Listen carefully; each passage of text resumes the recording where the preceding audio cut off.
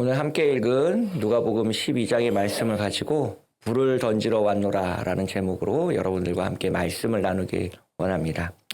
이 누가복음 12장은 예수님께서 이제 갈릴리에서 예루살렘으로 이제 가는 과정에서 일어난 여러 가지 일들을 담고 있습니다.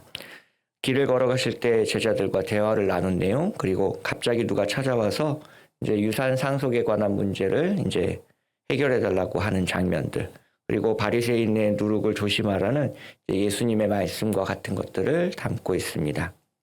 어제 읽은 누가복음 12장 35절부터 48절까지는 이제 35절에 있는 허리에 띠를 띠고 등불을 켜고 서 있으라는 말씀이 이제 핵심적인 내용이었는데요.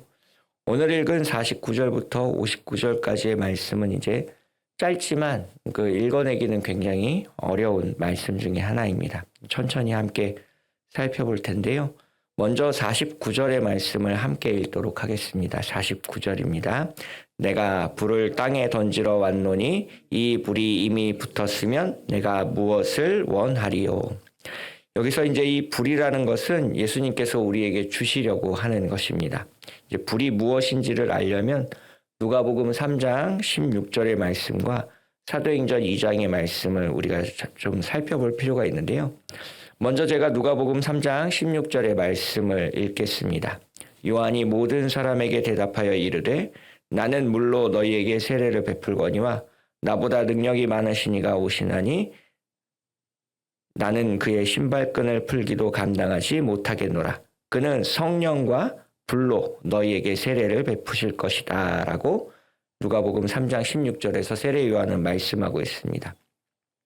이 세례 요한은 자신이 주는 물 세례 위에 이제 예수님께서 오셔서 성령과 불로 우리를 이제 깨끗하게 하실 것을 이제 말씀하고 있는데요.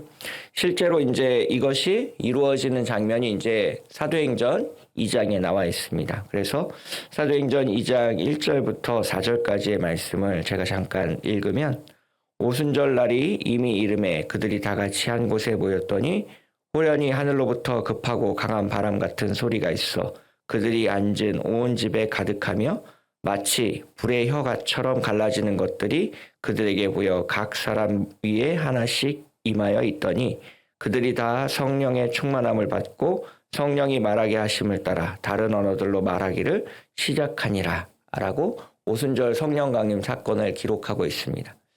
즉 이 불이라는 것은 성령께서 우리에게 오셔서 뜨겁게 하거나 정결하게 하는 것을 의미하고 있는데요.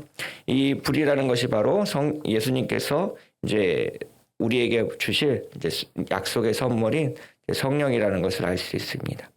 예수님께서 이제 예루살렘으로 올라가시는 것의 어떤 최종적인 목적이 이제 우리들을 이제 불로 깨끗하게 하시는 것이다라는 것을 알 수 있는데요. 이 불이라는 것은 이제 그 음식을 끓이는 데도 사용하지만 이제 무언가를 정결하게 하는 데도 사용되어 있습니다. 그래서 이제 대장간에서 이제 철로 이제 곡괭이 같은 것들을 만들 때 보면 가장 먼저 하는 일이 뜨거운 불에 이제 그 철을 녹이는 일에서부터 시작합니다. 그래서 그 철을 녹여서 이제 철에 있던 불순물을 다 제거하는 것에서부터 이제 그 곡괭이를 만드는 과정이 출발하게 되는데요. 우리가 정말 예수님의 사람 그리고 하나님의 백성으로 거듭나기 위해서는 그렇게 정결해지는 과정을 이제 거쳐야 될 것입니다. 실제로 이제 민수기 31장을 보시면 이제 그 전쟁을 통해서 그 얻은 이제 여러 가지 노략물들을 가지고 올 때에 그것을 불로 한번 정결하게 하라는 이제 모세의 명령이 있기도 했습니다. 민수기 31장 22절 23절을 보시면 금, 은, 동, 철과 주석과 납 등의 불에 견딜 만한 모든 물건은 불을 지나게 하라. 그리하면 깨끗하려니와 다만 정결하게 하는 물로 그것을 깨끗하게 할 것이며 불에 견디지 못할 모든 것은 물을 지나게 할 것이니라 라고 해서 이제 물과 불을 통해서 정결하게 한다라는 것을 우리가 알 수 있습니다. 그래서 우리가 이제 여기에서 하나님께서 우리에게 주시는 첫 번째 메시지를 발견할 수 있는데요. 첫 번째, 예수님께서는 성령을 통해서 우리가 이제 깨끗하게 되기를 원하신다라는 것을 알 수 있습니다. 이제 어릴 때 초등학교 때 이제 주사를 학교에서 이제 놔줄 때 이제 불주사를 놓죠. 그래서 요즘은 이제 그런 주사 문화가 좀 없어졌는데 양초 같은 것들을 이제 불에 켜놓고 이제 그 주사 바늘을 이제 불에 달궈가지고 깨끗하게 한 이후에 이제 바늘을 이제 우리 몸에 찌르게 됩니다. 그 자국이 이제 여기 어깨에도 남아 있긴 한데요. 복음을 전하는 전도자로 그리고 예수님과 동행하는 예수님의 제자로 살아가는 사람에게 이제 이렇게 정결하게 되는 과정은 반드시 필요하다라는 것을 우리는 알 수 있습니다. 그래서 이제 성령께서 우리를 깨끗하게 하심으로 말미암아 우리가 이제 깨끗한 마음을 가지고 정결한 마음을 가지고 새롭게 창조된 마음을 가지고 주님과 함께 동행하는 우리 모두가 되시기를 주님의 이름으로 축복하겠습니다. 그래서 내가 원하는 것을 전하는 것이 아니라 주님이 원하는 것을 전할 수 있는 주님의 전도자가 되시기를 주님의 이름으로 축복합니다. 오늘 본문에서 나타난 두 번째 메시지를 살펴보도록 하겠습니다. 51절의 말씀을 함께 읽을 텐데요. 51절의 말씀입니다. 내가 세상에 화평을 주려고 온 줄로 아느냐? 내가 너희에게 이르노니 아니라 도리어 분쟁하게 하려 함이로라. 사실 이 말씀은 우리에게 좀 부딪히는 말씀 중에 하나입니다. 예수님을 믿고 평안하기를 원하는 게 우리의 마음인데요. 그래서 이 성경 구절을 발견할 때면 우리는 이제 마음속으로 이제 그냥 넘어가거나 귀에 잘 안 들어오기도 합니다.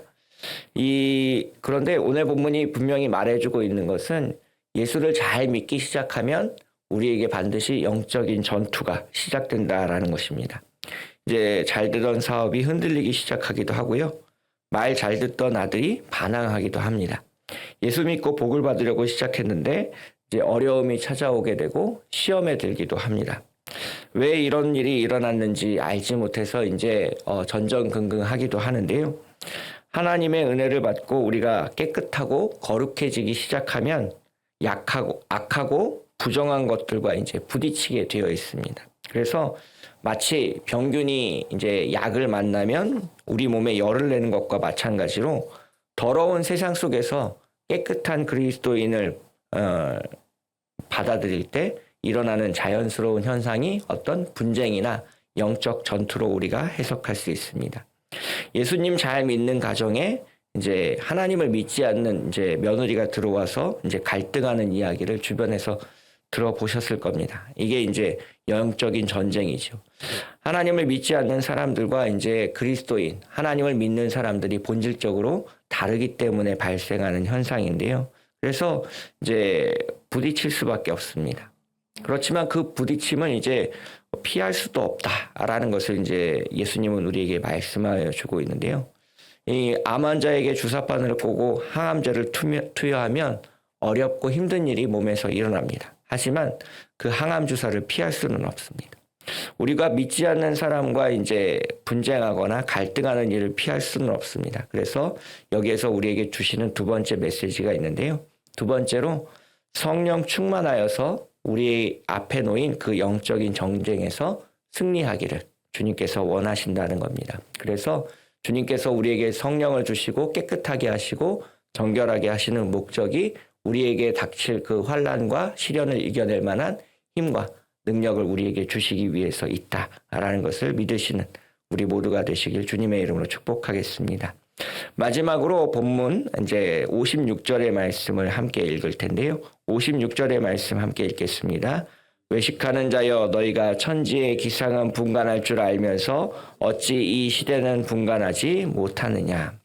예수님께서 세 번째로 우리에게 전하여 주고 있는 말씀은 시대를 분별하라 라는 것입니다.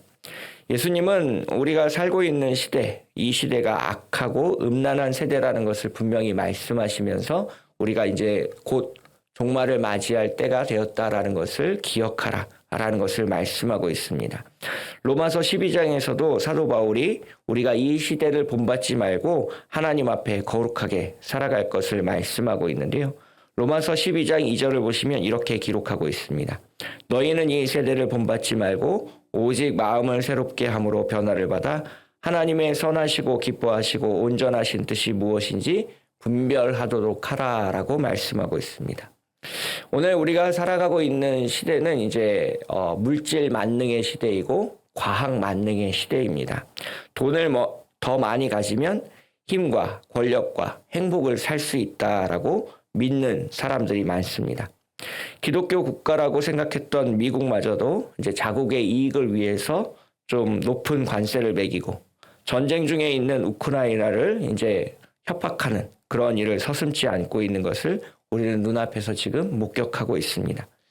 교회를 다니는 사람들도 어떻게 하면 더 많은 것을 소유하고 가질까를 고민하는 시대를 우리가 살아가고 있는데요. 이러한 세상 속에서 우리가 기억해야 될 것은 예수님께서 다시 오실 때 우리가 무엇을 가졌는지는 그렇게 중요한 것이 아니라는 것입니다. 어떤 믿음을 가지고 어떤 일을 우리가 행했는지를 주님께서 반드시 살펴보실 것이고 시대를 분별하여 주님과 함께 동행하는 그 은혜를 누리시는 우리 모두가 되시기를 주님의 이름으로 축복하겠습니다. 함께 기도하겠습니다.